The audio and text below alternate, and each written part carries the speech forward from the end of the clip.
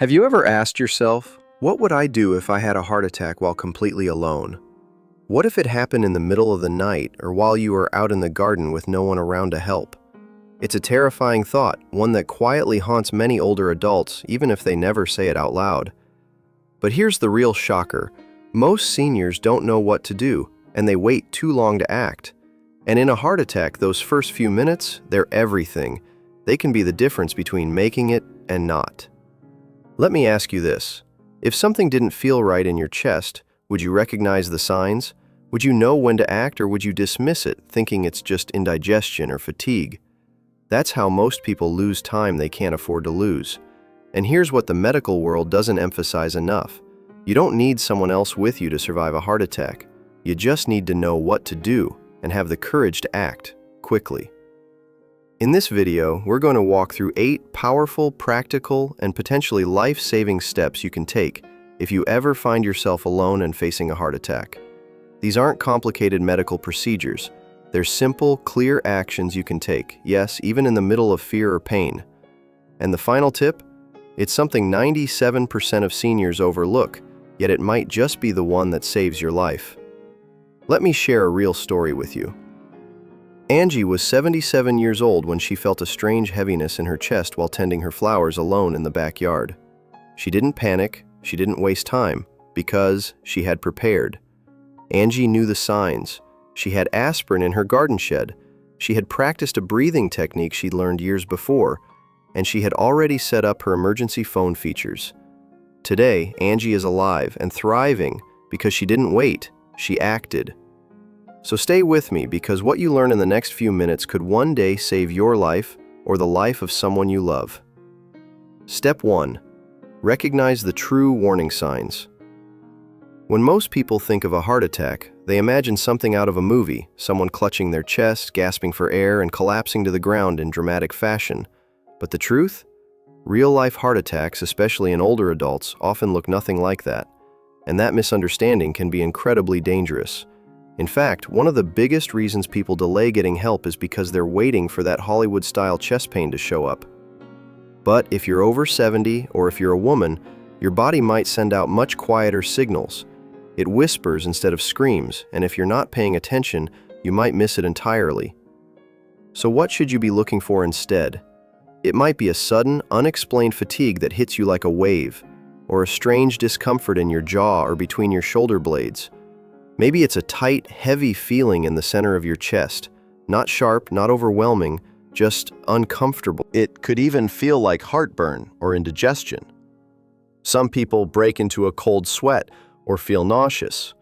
Others get dizzy, lightheaded, or find themselves struggling to catch their breath while doing something routine, like walking to the kitchen or standing up from a chair.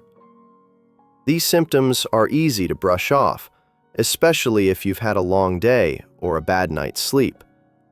But here's the warning I want you to remember. Your body whispers before it screams. And when it comes to heart attacks, the earlier you catch those whispers, the better chance you have to take action before things get worse. Think about it. How many times have you felt a bit off and told yourself, "I'll wait and see if it passes"? What if the next time it's not something to wait on? What if that small, strange sensation is the one sign that could save your life, if only you listen? Don't wait for the dramatic moment. Learn to trust the subtle signs, because sometimes survival depends not on how bad it feels, but on how well you pay attention when it starts. Step 2. Prepare before the emergency.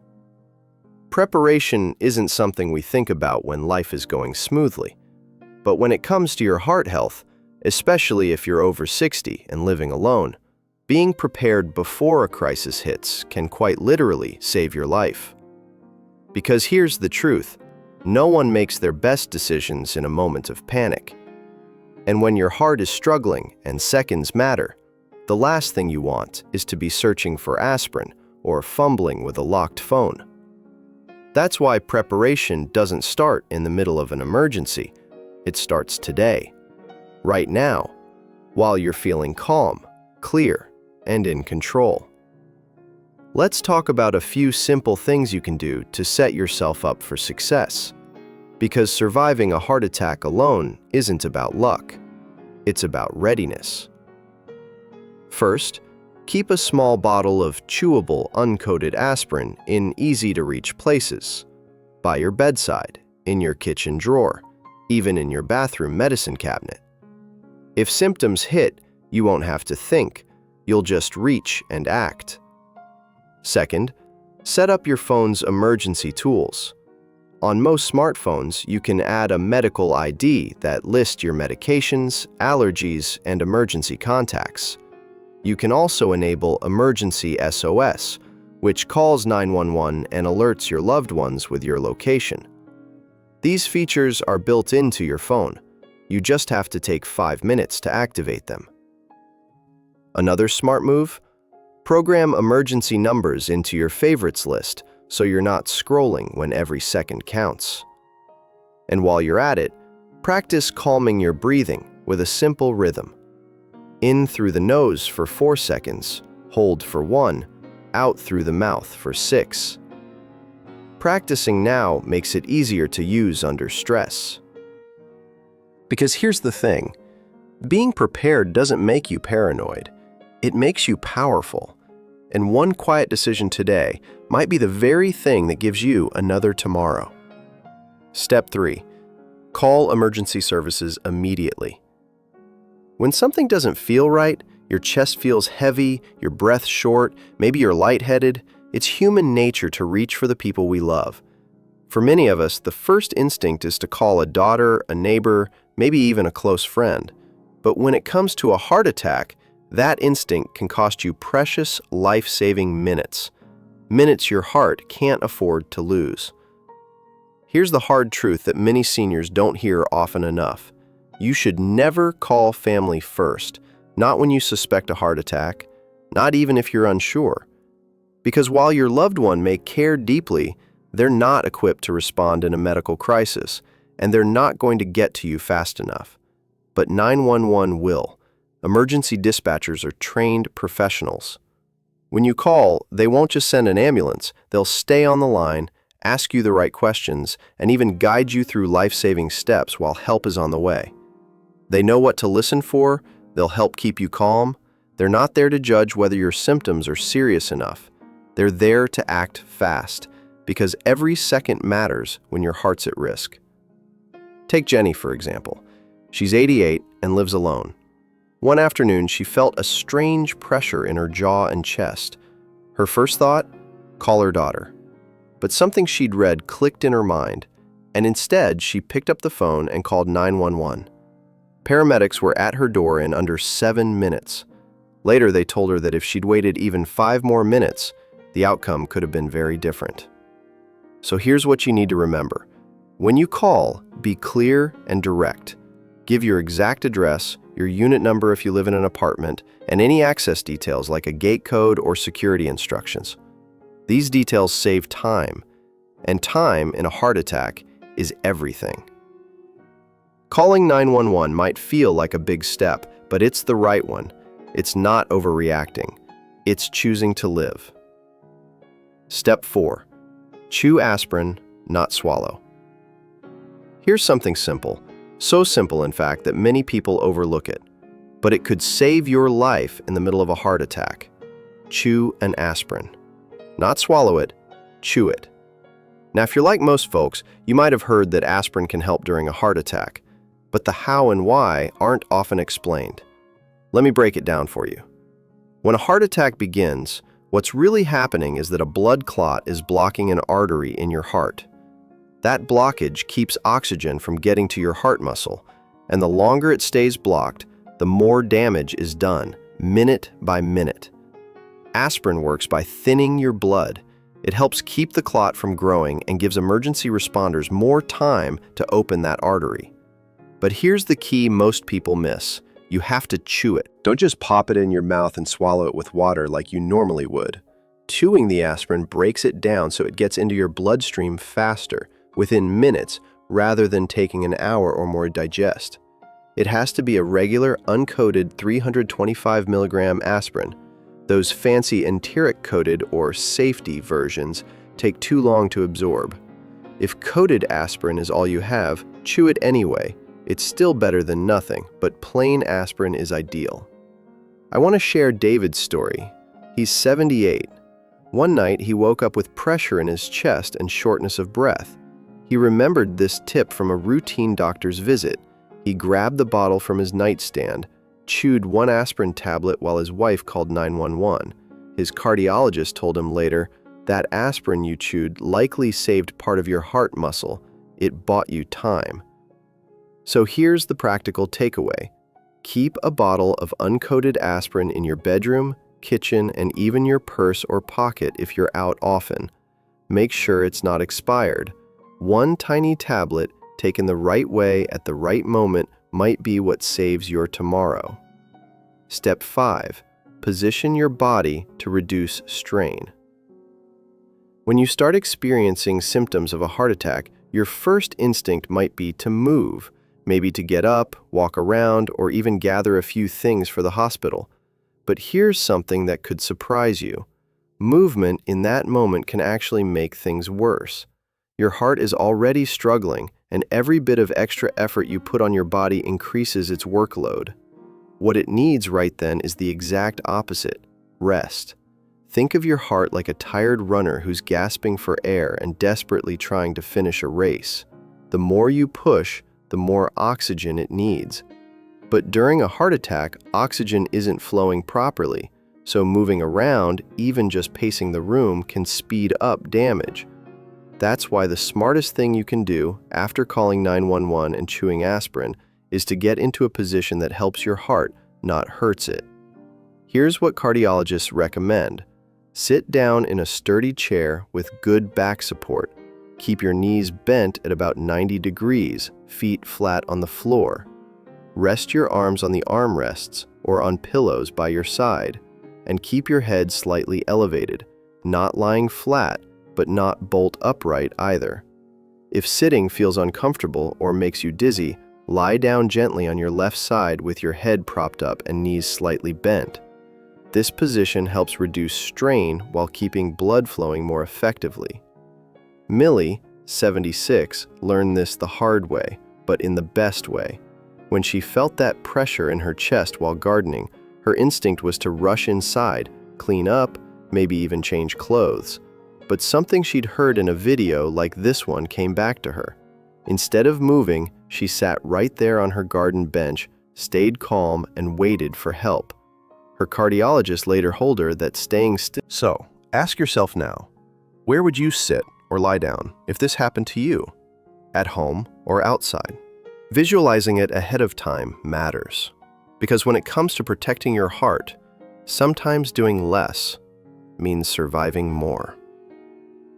Step 6. Unlock doors and make yourself visible. When you're having a heart attack, every second matters. And while most of us focus on calling 911 and taking aspirin, which are absolutely essential, there's one more step that can be just as life-saving, but it's often overlooked. Unlocking your front door and making sure help can find you fast. Think about it. If you're home alone and you've already called for help, but the door is locked, how will paramedics get in? If they're forced to wait for security, search for a way in, or even break down the door, that's time your heart doesn't have. Seconds count. And in those moments, something as simple as unlocking the front door and turning on the lights can shave off minutes and save your life. After you've taken the first steps, recognizing symptoms, calling 911, and getting in a safe position, use whatever energy you have left to unlock the door. If it's dark, flip on the porch light. Turn on hallway lights if you're in an apartment. Make your home as easy to spot and access as possible.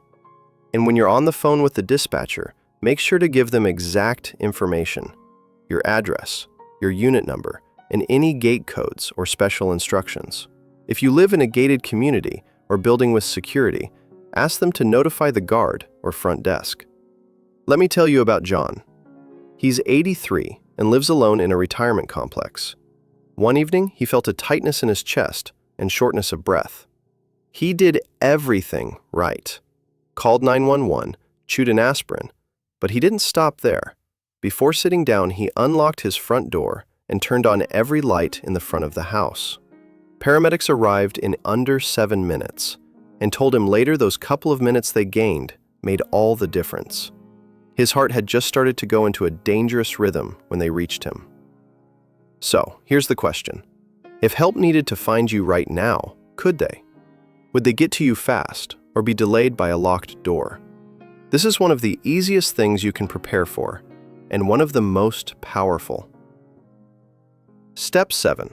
Use your phone's emergency tools. Your smartphone might just be the most powerful emergency tool you have, and chances are you're not even using it to its full potential. Most of us think of our phones as a way to make calls, send texts, maybe check the weather, or catch up on the news. But when you're having a heart attack and you're alone, your phone can do something far more important. Help save your life. That is, if you set it up before the emergency happens. There are 2 features you need to know about and activate today: Medical ID and Emergency SOS. Medical ID is a function on both iPhones and Androids that stores vital health information like your age, medical conditions, allergies, medications, and emergency contacts. And here's the key: it's accessible even when your phone is locked. That means if you're unconscious or too weak to speak, paramedics can still access the exact information they need to make fast, life-saving decisions. Emergency SOS is another critical feature. With just a quick button press, no unlocking or dialing required, your phone can automatically call 911 and even send your location to your emergency contacts. Think of it like your digital lifeline when your voice or strength fails you. Let me tell you about Daniela. She's 71 and had set up her medical ID after her doctor encouraged her to. One morning, she felt tightness in her chest and struggled to breathe. When she called 911, her voice was barely audible. By the time paramedics arrived, she couldn't speak at all. But because she had set up her phone's emergency info, responders knew her heart history, current medications, and even who to call. That single step she took weeks before may have made all the difference. So I want to ask you, have you set up your medical ID? Do you know how to activate emergency SOS on your phone? If not, make it a priority today, because in a crisis, your phone isn't just a device. It's your backup voice when you can't speak for yourself, and it might be the one thing standing between a critical delay and a second chance at life. Step 8. Control your breathing to stay calm and stable. When you're in the middle of a heart attack, your body has one immediate response: panic. Your heart starts racing, your breath shortens, and fear takes over. It's a natural reaction. Your brain senses danger and floods your system with stress hormones. But here's the problem. That very panic puts even more strain on your heart, which is already fighting for oxygen. And in that moment, the most powerful tool you have to take back control is your breath. That's right, something as simple as how you breathe can help stabilize your heart and extend the time you have until help arrives. Controlled breathing does more than calm your nerves. It actually activates your parasympathetic nervous system, the body's built-in rest and recover mode. It slows your heart rate, reduces your blood pressure, and helps your oxygen go where it's needed most. Here's the technique you can use right now and practice often. Inhale gently through your nose for a count of 4. Hold that breath for 1 second. Then exhale slowly through your mouth for a count of 6. Repeat. This pattern helps bring your body out of panic and into calm, one breath at a time. Andy, 81, credits this exact breathing technique with saving his life. When a heart attack struck while he was alive, but he remembered what his cardiac rehab nurse had taught him years earlier. He focused on nothing but that rhythm of breathing. 4 in, 1 hold, 6 out. For 18 minutes until paramedics arrived. His doctor told him later that staying calm and keeping his heart steady may have been what prevented a fatal arrhythmia.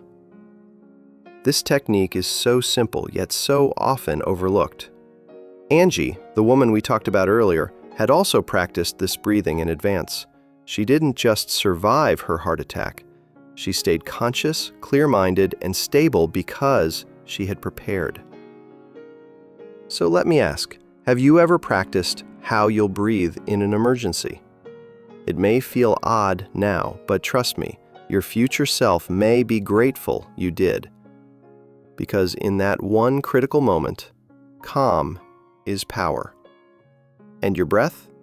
It just might be the bridge between fear and survival.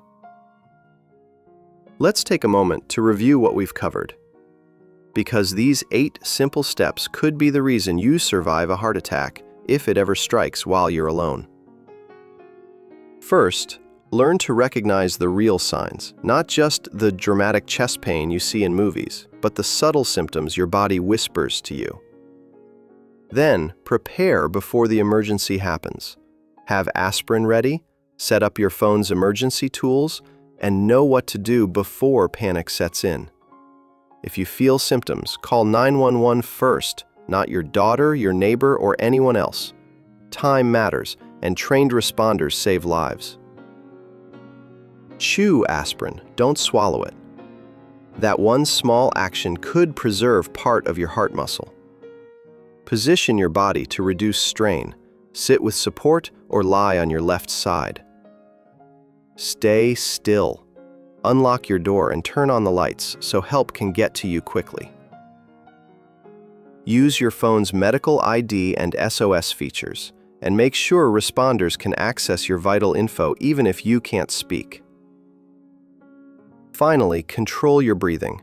A calm, steady rhythm slows your heart rate and gives you strength while you wait. Now, here's your next step. Don't wait. Act today. Place aspirin in easy-to-reach spots around your home. Set up your phone's emergency info and share it with someone you trust. Practice that calming breath until it becomes second nature. If you live alone, think about using a medical alert device. And please, talk to your doctor about your personal risk and what you can do to protect your heart. Remember Angie? She was 77 when she had her heart attack alone in the garden, but she had aspirin in her shed. She'd practiced her breathing. She'd set up her phone's emergency features. And because of that, she's still here today. Alive, thriving, prepared. So now I want to ask you, which one of these tips will you put into action today? Even one small